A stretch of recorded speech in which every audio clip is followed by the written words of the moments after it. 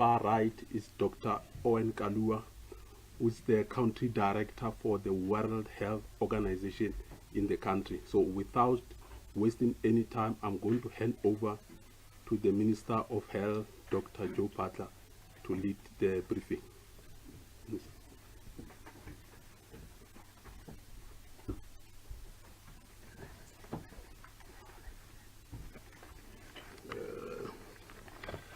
Thank you very much, Mr. Foster Mohale, our Director for Communication in the department. Good day and good afternoon, ladies and gentlemen. Indeed, as Foster has indicated, we're going to give an update and just a context also in terms of where we are and what are we dealing with in terms of the cholera outbreak. I want to start by just reminding all of us that the outbreak of cholera in 2023 in South Africa, and I'm saying in 2023 because we have had other episodes of cholera outbreaks in Delmas. There's been also almost a number of years ago in the Musina area in Limpopo, and there have been a number of episodes. This current outbreak, we can trace it to the beginning of the year. The first reported cases were on 5th of February this year. This was the case of two sisters who were diagnosed, who were resident in Johannesburg in Diepsloot, and who had traveled together by bus to attend a funeral in Malawi. They had returned to South Africa on the 30th of January 2023, and then they developed symptoms of gastroenteritis. And when they presented to a health facility, specimens were taken, and they were on the 5th of February confirmed to be suffering from cholera. Subsequent to that, a husband of one of the women also, who had also had some symptoms, was tested and also confirmed later on to have also been suffering from cholera. Subsequent to that, 8 more cases were confirmed, 6 more in Johannesburg, again mainly in Diepsloot, and also 2 cases in Ekurhuleni. So all in all, between Johannesburg and Ekurhuleni, we had 9 cases in Johannesburg and 2 cases in Ekurhuleni. The one case in Ekurhuleni, which was a child, unfortunately demised from the disease. So our last public statement in as far as these early cases, we gave the public statement on the 29th of March, and subsequent to that, there was a lull in terms of any new cases of cholera anywhere in Gauteng. So there was that break. Now these cases, and just to create the synopsis of how this has evolved, these cases were linked to an endemic travel to an endemic country, which is Malawi, and which then it's what we can call imported cases, which came into Johannesburg. And the Ekurhuleni cases, there was no real direct link with the travel, but they also remained limited to close family contacts and households.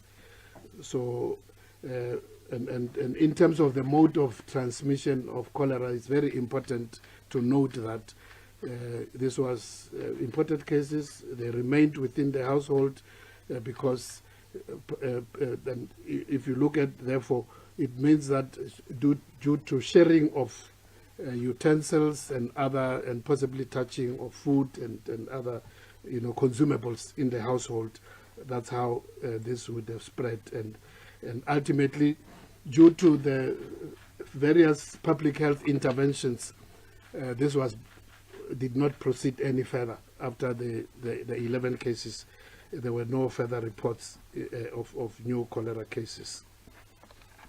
Now, the next outbreak was in the Free State, in the Fezile David district of Free State.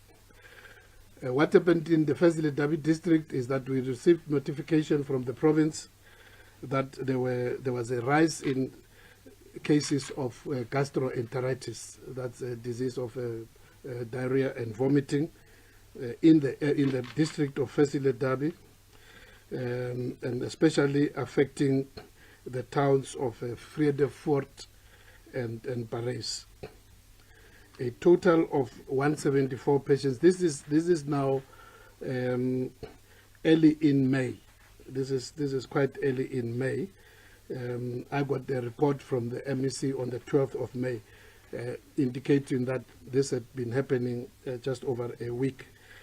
Finally, as where we are now, a total of 174 patients with diarrhea were attended to at various clinics and hospitals, mainly in Parys Hospital, and also at the Uitumelo District Hospital.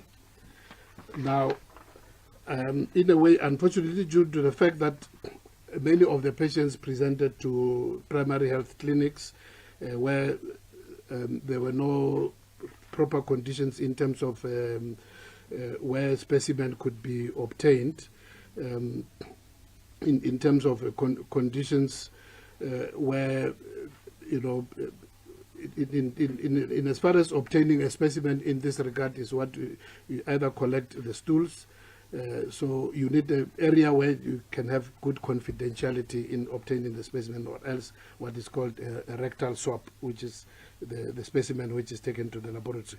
So as a result, many of those who presented were not taken swabs. And on the 12th of May, as I said, I received a message from the MEC indicating this breakout of diarrhea in the area, and that they were awaiting, for those where specimen have been taken, they were awaiting results. By this time, a number of patients, 6 had died in 2 hospitals with no diagnosis in terms of the cause of death, but they were diarrhea related and other complications. Some of the patients indicated they had diarrhea, but also other comorbidities like high blood pressure, diabetes, and other complications. So in terms of, at that stage, they were still waiting for laboratory tests. Subsequent laboratory tests confirmed only one of those as having been confirmed of cholera. Further tests on other patients who were admitted or tested for diarrhea confirmed 8 more definite cholera cases in the Fezile Dabi district, bringing the total in that district to 9 cases of cholera. Now, according to reports from the Free State Province, 4 water sources were tested, but the tests were deemed to be inconclusive because they said that the results showed that they were non-compliant because there was a high level of a chemical called a high level of nitrates. And one of the colleagues who's here, it's one of our environmental health specialists, and they explained that that's because the water had been treated with too much of chlorine, because, you know, we put chlorine to disinfect the water. So by that time when it was tested, there was too much chlorine, so they were not able to, it was not possible to detect any organisms, any bacteria or any other organisms in that water. Now, the last positive case of cholera in the Free State was on the 23rd of May. So just over 7 days, there has not been any further positive cases of cholera in the Free State. So in a way, we believe that it has been brought to be managed through the measures which were undertaken there, the health education measures, educating people about the safety for handling of food and water and basic primary health care, with the assistance of the province and also our national team, and also from the World Health Organization assisting us. So that district at the current moment, for just over 7 days, there has not been any new cases. Now coming to back to Gauteng, which is now the current epicenter in a different district. We have mentioned that In February and March, it was Johannesburg and Ekurhuleni. Coming to where we are now in Tshwane, the current epicenter of cholera in this metro. The first reported case is that of a 56-year-old male, originally from Limpopo, from Kiani in Limpopo, but who resided in Musina, in the town of Musina. I'm mentioning also this because as we trace the whole issue of where is the cause, where is the origin of the germ of cholera, some of these things then we have to reflect on.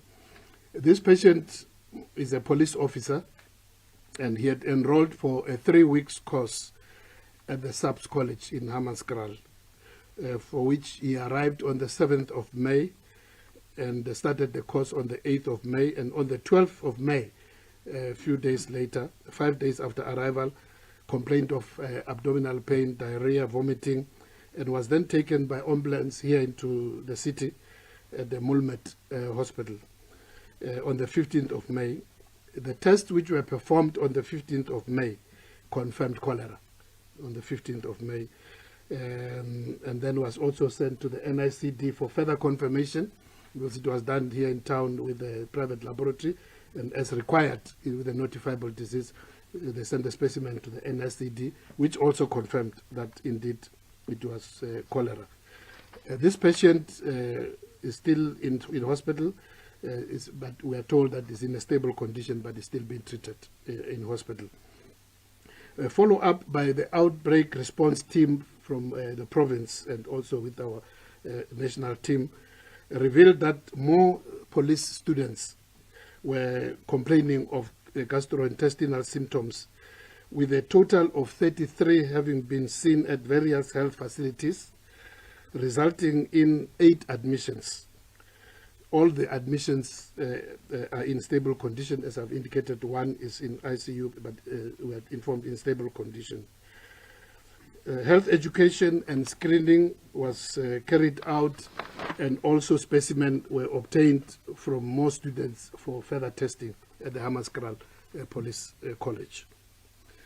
The Gauteng and the National Department of Health outbreak response teams were called to Jubilee subsequently at the end of that same week on the 19th of May, where they were informed on arrival that there's been a big number of patients arriving with gastrointestinal symptoms. This was on the 19th of May, Friday, and the hospital reported they've been seeing a number of cases from the 15th, which is from Monday. Now, the important thing also is that the 15th on which they were seeing a number of cases is the same day at which the police officer actually was admitted to hospital and confirmed to have cholera. By that Friday of the 19th of May, the hospital reported that 52 patients had already been seen with a mixture of diarrhea and vomiting, and already by then 6 patients had already passed away. By then, only a limited number of specimens were taken. Now, this is also significant in the sense that because generally diarrhea and vomiting, gastroenteritis, ordinarily not in big numbers. It's seen even in adults, although mainly in children. But from time to time, you do see adults for various causes. Could be what we, in medical terms, is called food poisoning. But not meaning, just to explain again, food poisoning doesn't mean somebody poisoned you. It just means that the food you ate was not good enough, maybe stale and so on, had some bacteria or other germs developing. So because initially when 1 or 2 patients come, 3 come, until the numbers started to increase, it didn't cause alarm for specimen to be taken. And it was only by Friday when they called the outbreak team, by that time when 52 patients had already been seen. And by that time then they started the suspicion, and by then 5 specimens had been taken for laboratory tests. Of course, then it limits if already quite a number have been seen, but without any laboratory testing specimen being done. In terms of how this has now progressed, there was a rapid rise from that period, from just before starting from the 17th of May, the Wednesday, the 17th, when the outbreak team was called in on the Friday, and they went in to assist in the hospital. There was a rapid rise over the next 7 days. If you look at the 7 days from the 17th of May, the Wednesday, the 17th of May, to the next Wednesday, 162 patients presented to Jubilee with diarrhea and vomiting, giving an average over that 7 days of 23 patients per day. And over that period also, for that 7 days, 17 patients passed away in that 7 days. Subsequently, as I will indicate, a number of interventions which we made in the following 7 days, when we look at from last Wednesday up to Wednesday to today, but we can only go up to yesterday, the 30th. So from subsequent 7 days, from 20th, 24th to 30th of May, the number of patients seen with diarrhea and vomiting from 162 the previous 7 days has come down to 30 patients. As I've said, the other one was an average 23 per day. It has come to 30 patients per day, with an average of 4 patients being seen per day, and subsequently in these 7 days, from 17 deaths to 2 deaths in the last 7 days. Interventions at health services provision included the creation of special cholera wards in the Jubilee Hospital with a male and female section, and also what we call patients under investigation, because until you get the results from the laboratory, you can only judge on clinical grounds. So those who are confirmed are kept together. Those who are still under investigation, treated as suspicion of cholera in terms of the treatment, but waiting results. So all this, now there were a number of interventions to separate and pay specific attention. There was also a deployment of a specialist, gastrointestinal specialist from George Mukari Hospital, who's now working in support of the staff at Jubilee Hospital. We also asked the National Health Laboratory Services to increase their focus on the Hammanskraal area, the specimen coming, so that there can be a quicker turnaround time in terms of specimen for laboratory, including the confirmation of the cholera cases, but also in terms of other results which are very key to the treatment of dehydrated patients. We also decided then to establish a field clinic, a clinic or mini hospital in the Kanana area, which is a section of Hammanskraal, which is a real epicenter of the gastroenteritis.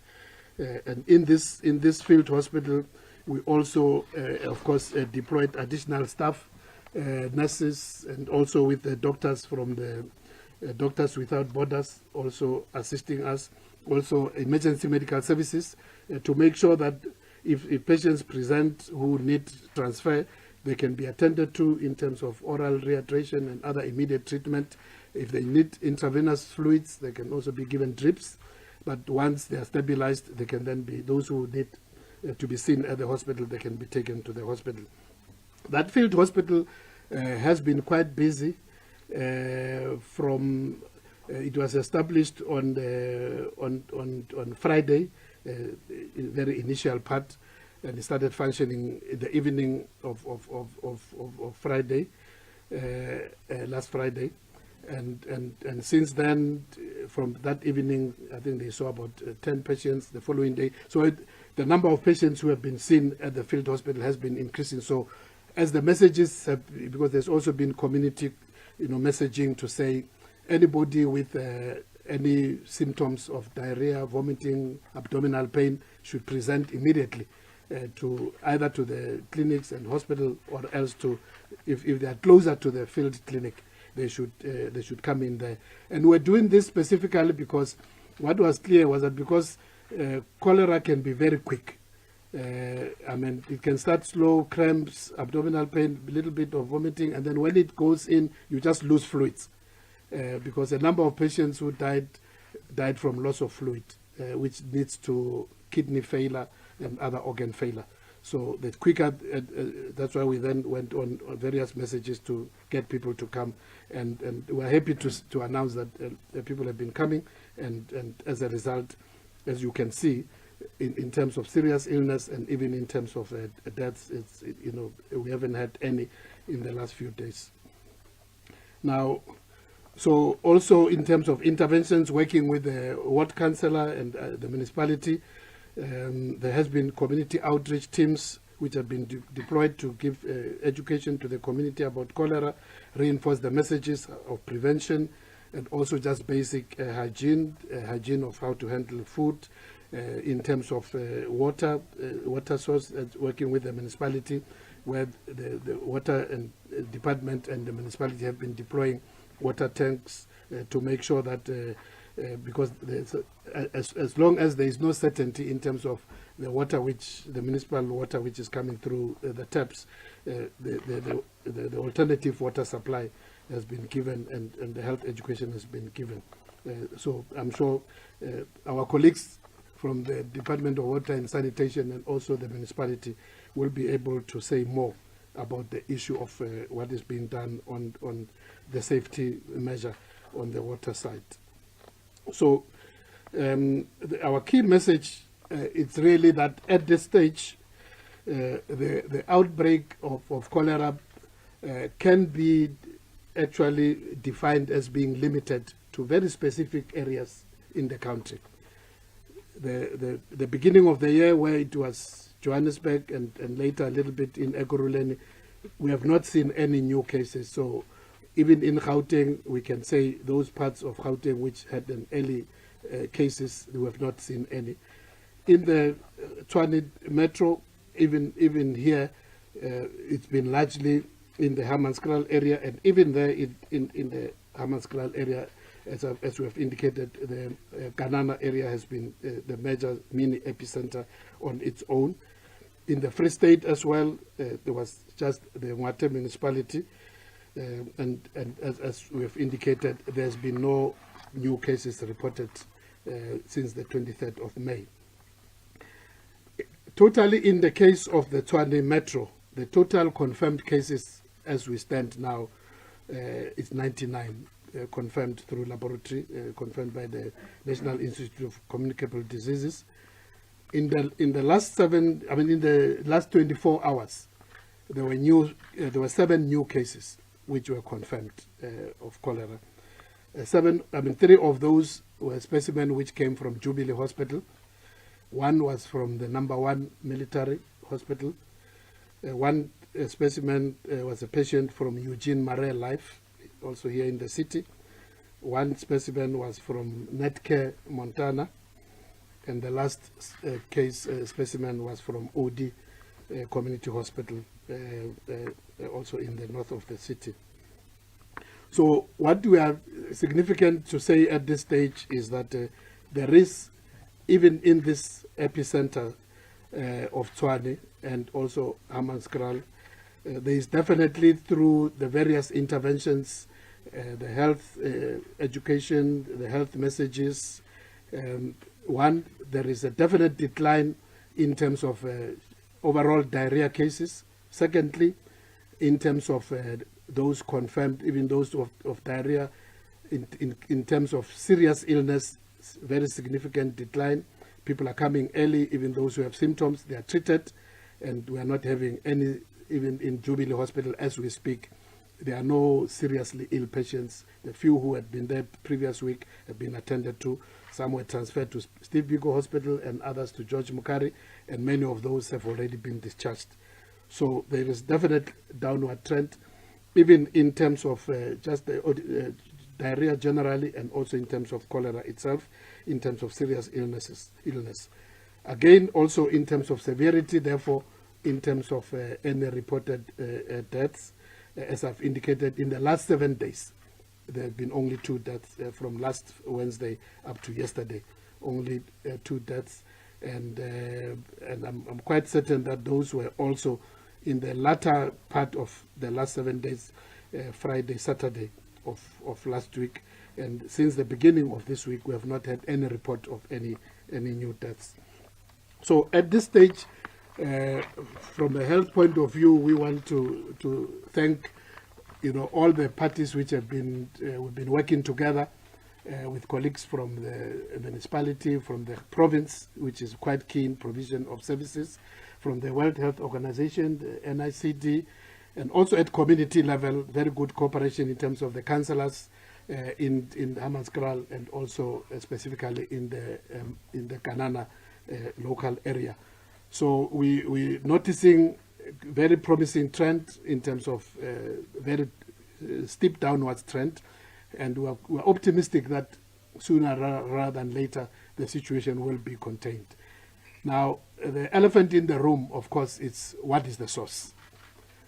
At this stage, I've gone into a bit of detail to just to indicate the fact that due to a variety of reasons, the only definite source which we could locate is the earlier outbreak of Johannesburg, which could be traced to traveling into a country which is endemic with cholera, which is Malawi. The outbreak in the Mwate local municipality in Fezile Dabi in district in Free State, at this stage we have not been able to drill it down to actual source, because basically you could have a source in terms of an individual who, for instance, coming from, we are concerned, especially in an area like Deep Slot, which is highly congested when there were cases there. But fortunately, I think because of the various interventions, it remained within families, and it actually was, the chain was broken, so it didn't go any further. And the other way, it's if the one individual then, through, unhygienic practices ends up contaminating a source of maybe water or food which is shared by many people. This can happen especially when there are gatherings like funerals, weddings, and so on. Any gathering where there is sharing of drinks and food, that could also happen. Of course, the next would be if, in terms of environmental issues now, where there has not been proper environmental protection in terms of the effluents from the sewers and so on, where there is contamination of actual source, bulk source, especially of water. That then causes a mass of spread of the disease. So at this stage in Free State, we don't as yet have a clear pattern. The total gastroenteritis, as I've indicated, is 174 up to today. Last confirmed case, 23 of May. Drilling down to where could be the disadvantage in terms of whether it could be a water source is the fact that subsequently, especially after the chlorination of the water has proven negative to any of the bacteria that is in that area. Coming back to Tshwane, again, I'm giving you quite a lengthy background, and just to highlight, therefore, the fact that the sequence of events, says we need to drill deeper and just check what could have happened. As I've indicated, the first case being at the police college, being a gentleman who ordinarily is based at Musina police station in Limpopo. Now, as you would know, the Musina is at the border of Beitbridge. We need to just also check as to whether there might have been some contact with people traveling before he came to Hammanskraal. Subsequent to that, then there is a few days later. This is the complaint of diarrhea is on the 12th of May. 15th of May onwards, there's a huge outbreak of diarrhea with patients flooding Jubilee Hospital, and after that, it just explodes. As to what could have then happened, whether in the process and in the college itself, as you have indicated, subsequently 9 inmates tested positive for the cholera at the college. And then, of course, in the community as well, then the spread. So there is still a possibility, and that's what ourselves and with all the epidemiologists assisted by World Health Organization, the NICD, we need to drill deeper to see whether there can be a particular trend in this regard, whether somebody might have then gone to a funeral or shared in the family or many other people, and that part has not come clear in terms of the tracing and the tracking and tracing. So far is not confirming anything of that nature, but we can't rule it out until we go even further into, I think the total diarrheal cases at Jubilee now is just under 300 cases. So we need to go back into all those, and they've been tracing, but it just means our epidemiologists and researchers need to go deeper into that. Then the next thing, of course, becomes the water issue, and because I'm raising this because I just want to caution to say, because of the fact that for many years the area of Hammanskraal has been known to have challenges with quality of water, it's very easy for us to take the easy route to think that the source is in the water. I know that there's been reports from the city of Tshwane, even up to yesterday, the mayor was reporting about their own finding that they haven't found anything. But together with the Water and Sanitation Department, they said they want to do further testing. So it's not a conclusive issue because there's no positive results in that regard. But the reason why we need to go further from the epidemiology and further tracking and tracing, especially where the first case arose, and not having traveled abroad, but having traveled from an area at the border of South Africa, which might indicate some issues which we might need to track and trace. I'm hoping that some report in terms of that area also. At this stage, from the initial report which one has got, is that there has not been a linkage of any new cases in the area of Mosina where the particular gentleman came from. But we need to just follow up. So at this stage, we still have our work cut out in terms of digging deeper into where it is, where is the origin. But irrespective of that, from a public health point of view, we have a responsibility to continue to, educate people in terms of, and working with our local authorities in terms of just basic individual, community and public hygiene in terms of handling, hand hygiene, washing of hands after using the toilet, especially what we call in colloquial terms, once you have done a number two. I hope number two is understandable. What is number two? When you have done number two, it's mandatory that you must wash your hands with soap, not just with water, but with soap and water.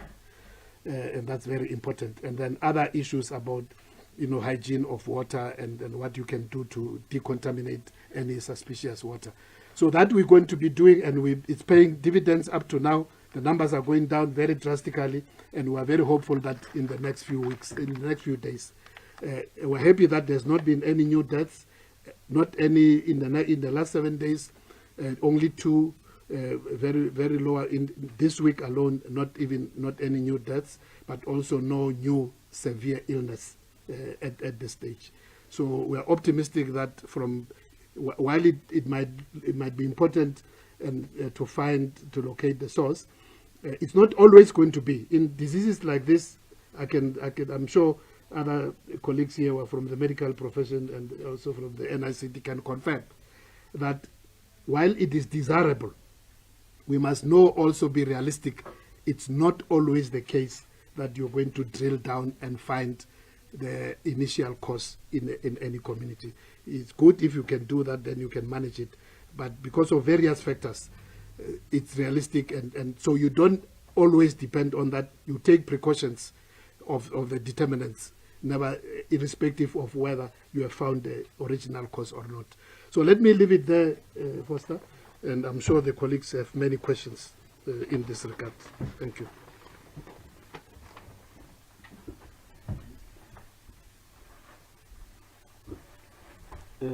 Thanks, Minister, for comprehensive update as far as cholera update and government interventions are concerned.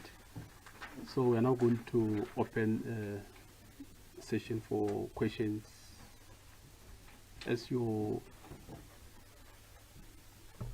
first question, number 1, number 2, 3, 4 questions for now. So just introduce yourself and the media house you come from, and then raise the question. Minister, my question is twofold. How would you best describe the level of coordination between health and other government departments at national level on cholera? The second one is whether you would concede that government intervention to cholera outbreak requires an approach similar to COVID-19, that is something like an interministerial committee.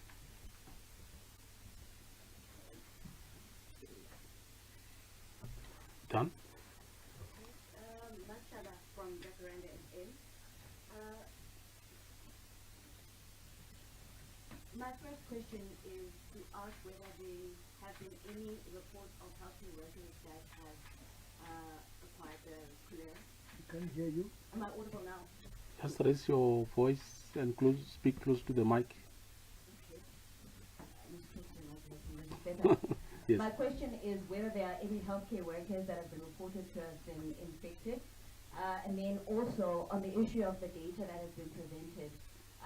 Is there reason to question its integrity given the backtracking on the Limpopo case initially that was reported right at the beginning, which from what you've shared now makes sense because it would be that individual, that 56-year-old male. And then again, what happened with the Northwest yesterday when there was a report that there were 2 new cases there that were subsequently then we were told that this was in fact an error. And then on the field hospital, given the downward trend which you just explained, do you have perhaps a sense of how much longer that intervention will stay? And then my final question is to do with statements that have been made by officials in local government. So as recent as yesterday by the mayor that one possible source could be baptisms that take place in the rivers. Is that a plausible possibility, and is it correct then to imply that this could be a potential source? Thank you. Thank you. From UFM. This is a clarification question. Minister, you said in terms of the 67-year-old police officer, is the department linking the outbreak to him?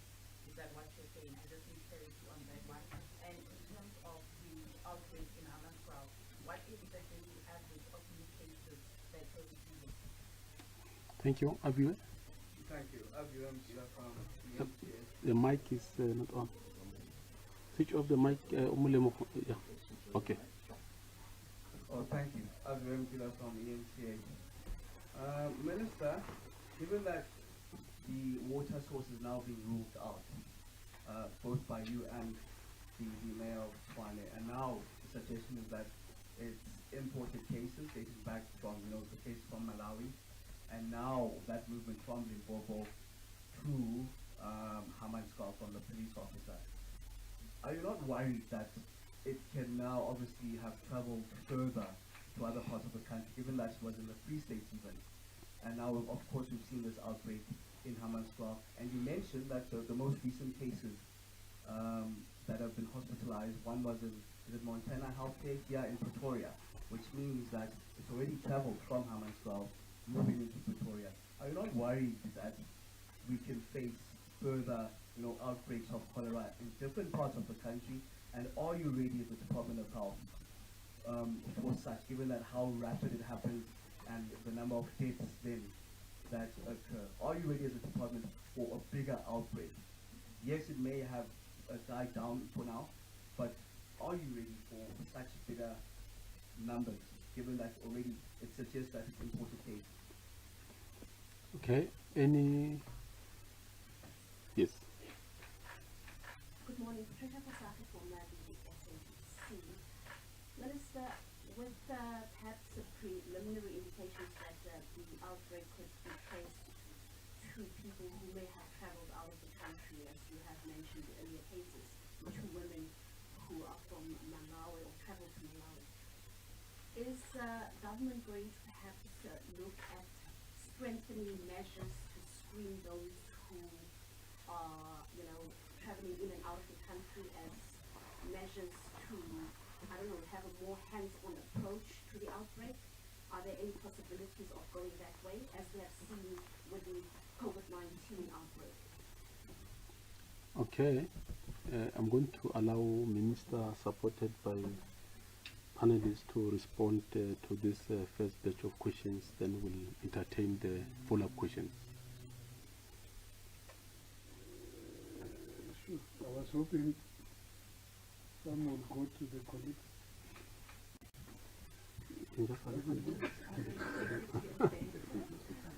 Oh, okay. So you take the data. Okay. Maybe just start with that one, then I can take it. I think you have to go because they want to see you, not only here but at home.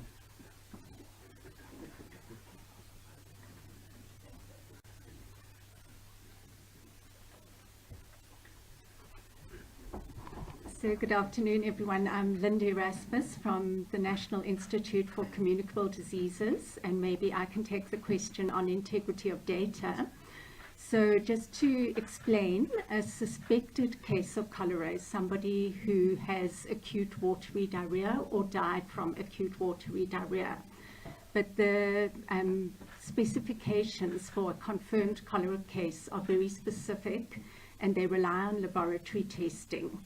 And without going into too much detail, there need to be a Vibrio cholera of a certain serotype, an O1, and there needs to be laboratory testing to show that that produces toxins. So basically, any diagnosis of cholera that is made in the country will be tested initially at a NHLS laboratory or a private laboratory, where they will make the presumptive diagnosis of Vibrio cholera.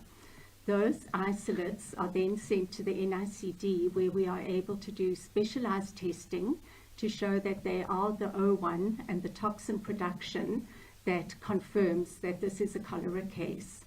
So all of those cases are then reported both by ourselves and also through the notifiable medical conditions system. So I think that we can be very sure of the integrity of the data, of knowing how many confirmed cases there are, given how they are confirmed and the definition of confirmed. And maybe just to clarify that the cases that were reported from Northwest, those were cases that were actually diagnosed in Gauteng, but the residential address was from Northwest Province. And these are areas that are close to the border of Gauteng and Northwest. And obviously investigations will be ongoing to establish epidemiological links to the Gauteng Hammanskraal cases. And in the meantime, those public health actions will take place in Northwest as well.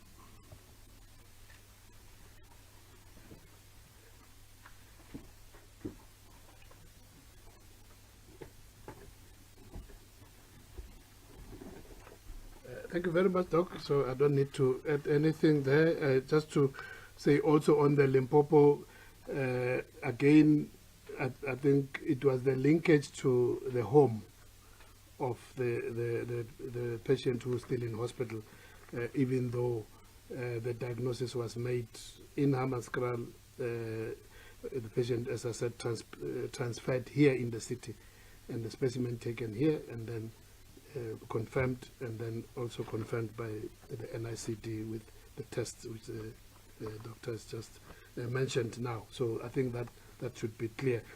So we are, because of, we are a very mobile society, and remember,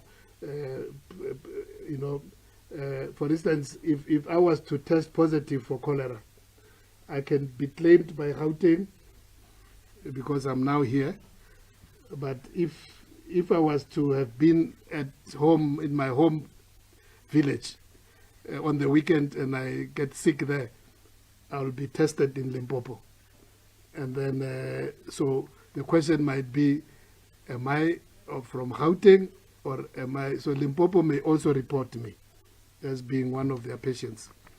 And then, whereas actually, I might have only tested there, but when I come back to Gauteng, when I'm feeling better, if I report to a health facility, that may also report. And then but we are working with, the DG is working with his colleagues in all provinces to make sure that even as they get information, they then check with our national center, including the NICD, to see whether these are new cases or whether they've already been recorded somewhere.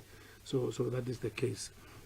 In terms of the level of coordination, Mr. Sokoto, you know, I'm sure, I know you're an English, student. You will know of the saying that hindsight is always the best science. So there are a lot of things we are learning, even with the cholera. I mean, we thought we have learned a lot with COVID, but because when there had been, it's a long time since there was significant cholera in the country. And the few cases which arose in Johannesburg and Ekurhuleni were contained very quickly within families and never. So the bigger community level, it's quite a new one in more than 10 years. And we learned from COVID, but we still can improve. Clearly, there are things which we are talking about, which we are accepting that there must be better coordination. And just in terms of intervention, just within the health, national, province, and local authority, also this being also a disease which has to do with social organization of people, the services, the communal services, but also individual hygiene and community hygiene at household and even at the community level. You can't win this from just one sector. Even health alone, not even just at the district alone, you need to coordinate at provincial, national, and also with the other authorities, including the World Health Organization, because also, as we have indicated, this is also a problem which is not limited. You go to our many of our neighboring countries also battle with this. So indeed, we agree that we should do better, and we are learning, and we are going to do better as time. And we're doing better as the days are moving.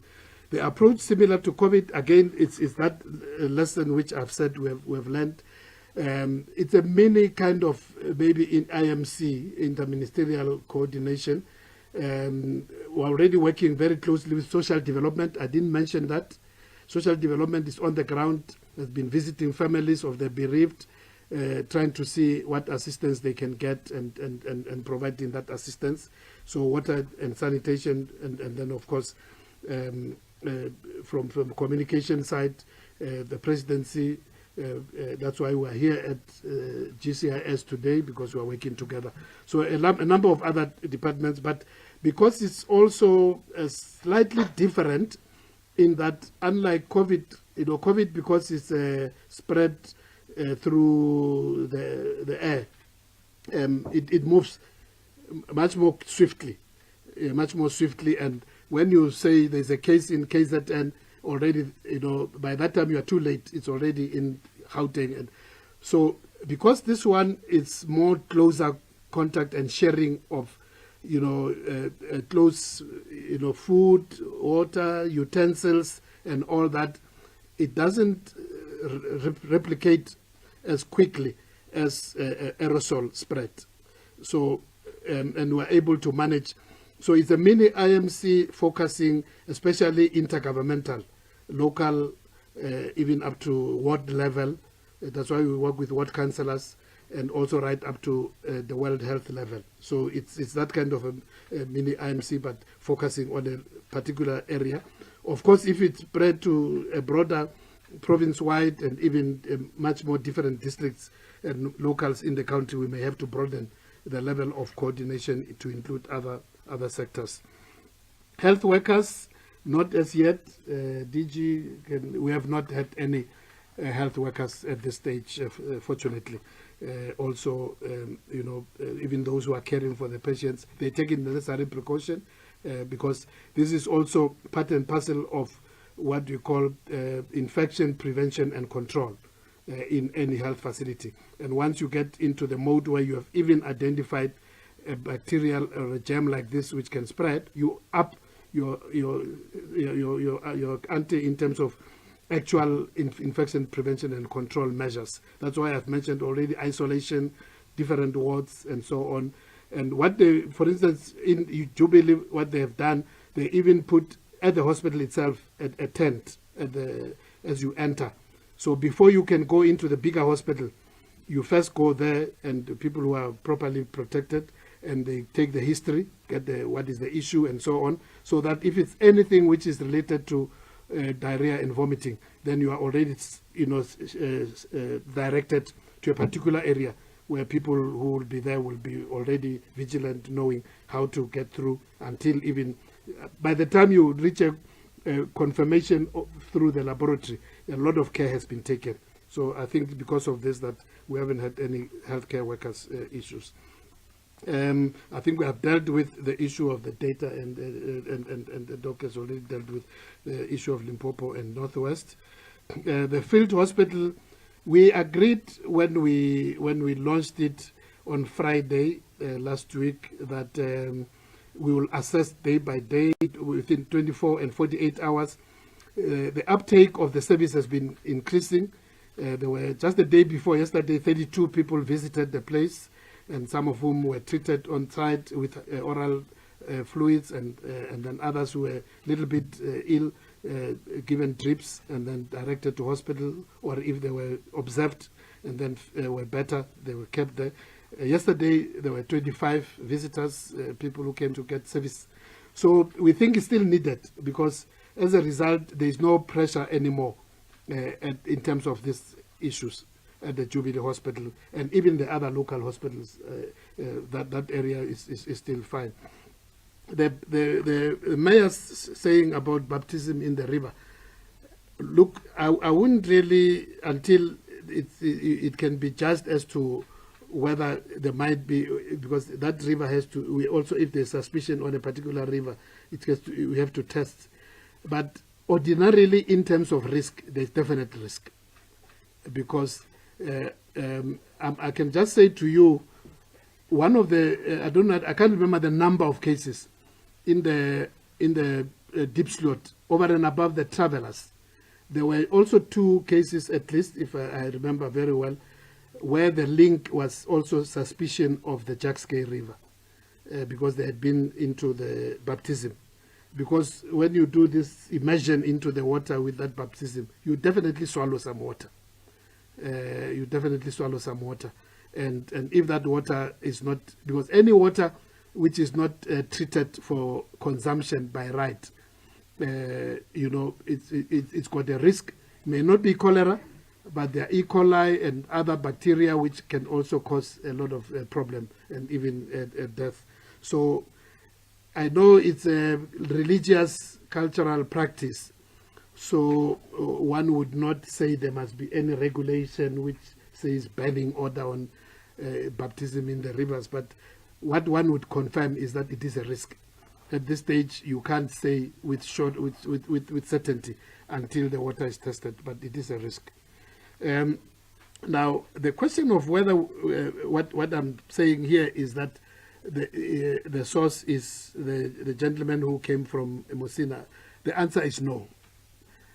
I'm just linking the trend to say we need to dip deeper into looking at the circumstances. It's the fact that also it was the gentleman arrived on the 7th and started feeling ill 5 days later.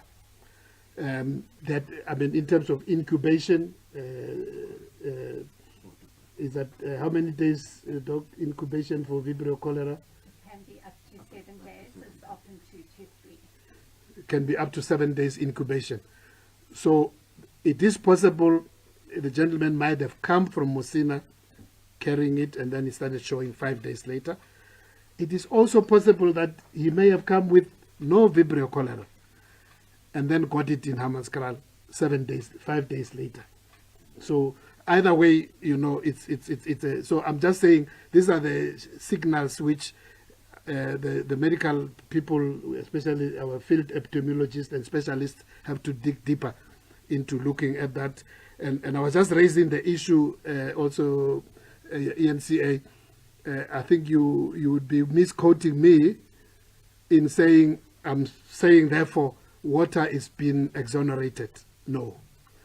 At this stage, we are saying we're looking everywhere. It's still not a certainty. We're looking also into whether it's a transmission by traveling. We must get deeper into that. And I'm sure that one, you know, our teams can, you know, even getting into Mosina further and looking, and they can be able to get some indication, and we can close that chapter quite soon. So at this stage, as also guided by our colleagues from water, they want to do further investigation, because as you would know, the mere fact that the issue of doubt on the security of the water in the area, it's a matter of record. It does mean that even though the city officials are saying that they didn't find anything, continuous search with all the weaknesses which they themselves admit, it's there. I think they just need to look deeper before we can close that chapter. But as I've also warned as well, that it is not given that after all the thorough search we will always come with a definite source and say this is where. So in terms of we're not going to go into any further more restrictions at the points of entry, and I'm sure Ms. Cele can confirm that. I know that we have transferred the actual port services function to what is the new body? Border Management Agency, BMA. So our port health services have been transferred to Border Management Agency, but we still provide also the policy guideline in terms of that. So in terms of the ordinary surveillance at ports of entry, cameras which pick up your temperature, of course it won't pick up diarrhea, you know, but cholera, you can get cholera without fever. That's just one of the, unlike typhoid. The typhoid usually goes with fever, but cholera you can have cholera with diarrhea and vomiting without fever. So the camera in terms of temperature, but we also, colleagues will be aware that even though, I mean, in many, especially at the land borders, there is a form which you fill, and if you are honest in filling that form, it does ask, have you had any diarrhea, have you had any abdominal pains and what, and then we expect those officials at the border to be looking at that. So at this stage, there is no alert for any stringent traveling controls. Thank you.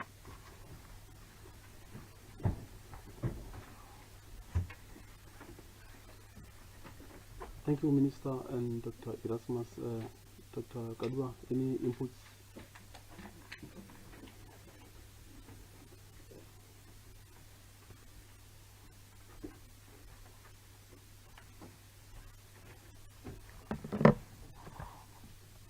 Thank you very much. I think the Honourable Minister has addressed most of the issues that were raised. I just want to add a few points on a few of the points which are, or the questions that have been asked.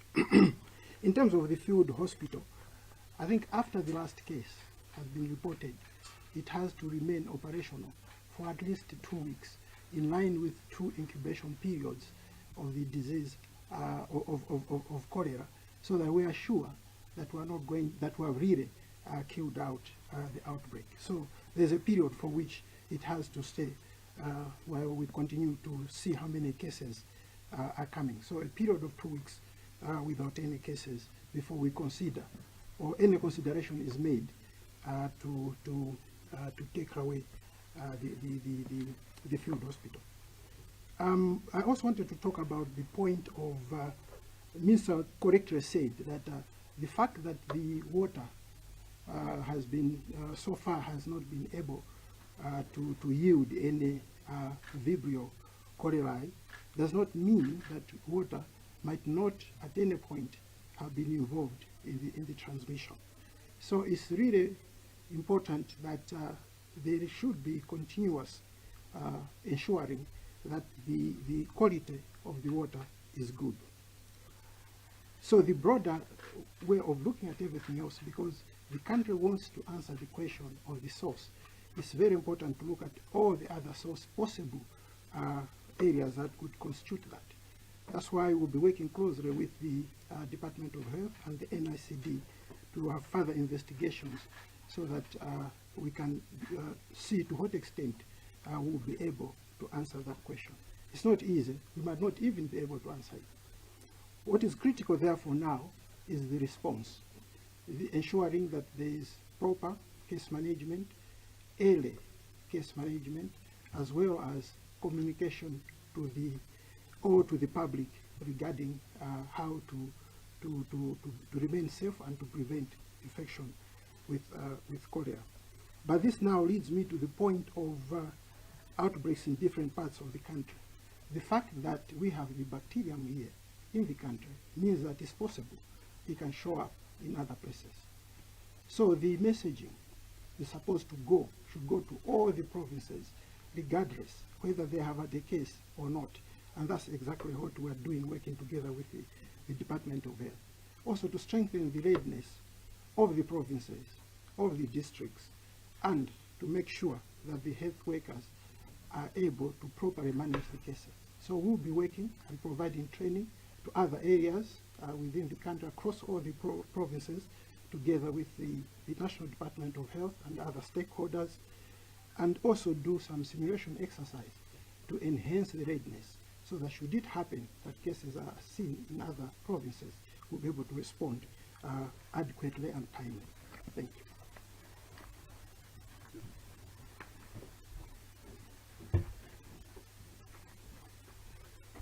Thank you, Dr. Owen Kalua, Country Director for World Health Organization in the country. I'm going to take the last few questions, if there are any follow-up questions, clarity-seeking questions. Oh, we forgot that we've got the others who have joined through the digital platforms, Minister. So we've got questions from digital platforms. So I'm going to allow my colleague Takalani to read out the questions from those who joined digitally. Thank you very much, Foster. It's not even much. There's a question that is coming from Alex from U24, who just is asking the death toll in Swami and the overall. So that's all from my side for now.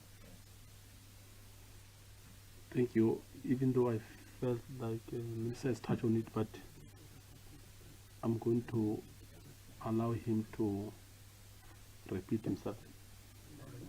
Okay.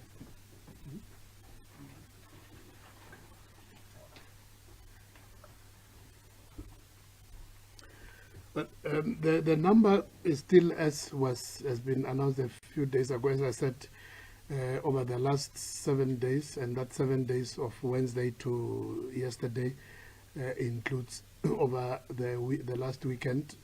That's the only time when there was additional from the initial 21 to 23 in Tshwane and one in the Free State.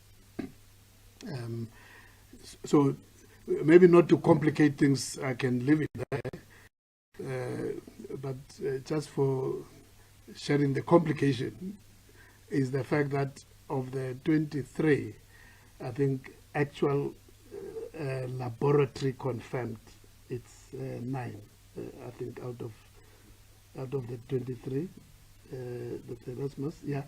I think we can, and that then the reason, as I said in my statement, that by Friday when the alarm was rang, there were already at least 6 people who had died from diarrhea, which had not been suspected of cholera, and no specimen taken to the laboratory. But because the symptoms, the clinical presentation of what the doctors then subsequently linked, all the clinical presentation resembled those who tested positive in the laboratory, we agreed that we keep it as reported, 23 because it's all diarrhea related from that period, and then 1 from the Free State. So it's still a total of 24. Thank you.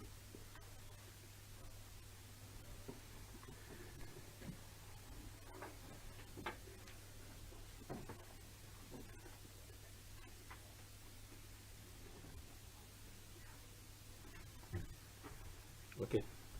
Thanks, Minister, and thanks, colleagues. We've just received one more question through a WhatsApp. Someone wants us to confirm the death toll as of now, and we can confirm that currently we are sitting at 24, 23 in Gauteng and 1 in Free State. I think correct. Thank you.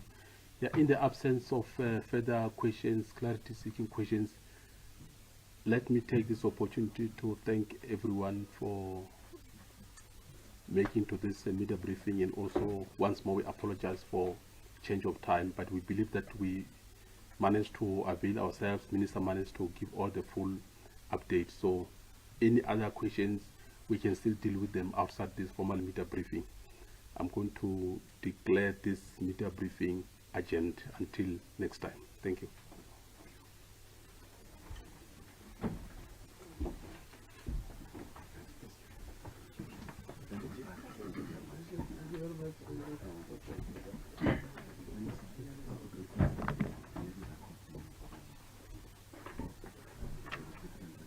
Colleagues, may I also invite you to another briefing tomorrow at 10 by the Department of Water. The Minister of Water will be here, and the City of Tshwane, the Mayor, they will be here in the auditorium tomorrow at 10.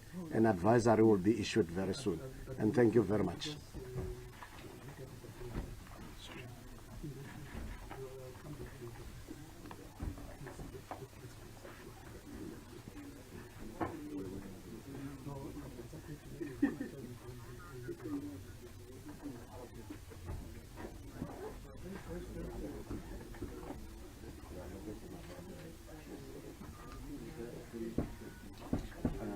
Analysis.